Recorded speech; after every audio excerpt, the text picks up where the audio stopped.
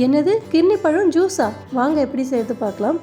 இது பார்த்தீங்கன்னா கிர்னி பழம், முலாம் பழம், மஸ்க் மெலன், ஸ்வீட் மெலன் சொல்லிட்டு நிறைய பேர் இருக்குதுக்கு. இதில் vitamin A, E, C, beta carotene, phosphorus, potassium இந்த விட்டமின் எல்லாமே இதில் இருக்குது. இதில் நீர் சத்து அதிகமாக இருக்கிறதால உடல் சூட்டை குறைக்கும், வெயிலுக்கு ரொம்பவே நல்லது. அது மட்டும் இல்லாமல் கண்ணுக்குமே ரொம்ப நல்லது. சுகர் இருக்கிறவங்களுமே இதை சாப்பிட்லாம், ஒரு பிரச்சனையுமே இல்லை. ஃபஸ்ட்டு இதை தோலெல்லாம் நம்ம நீக்கிட்டு இந்த மாதிரி கட் பண்ணி எடுத்துக்கலாம். இதை கட் பண்ணி எடுத்துட்டு ஒரு மிக்ஸி ஜாரில் சேர்த்துக்கலாம்.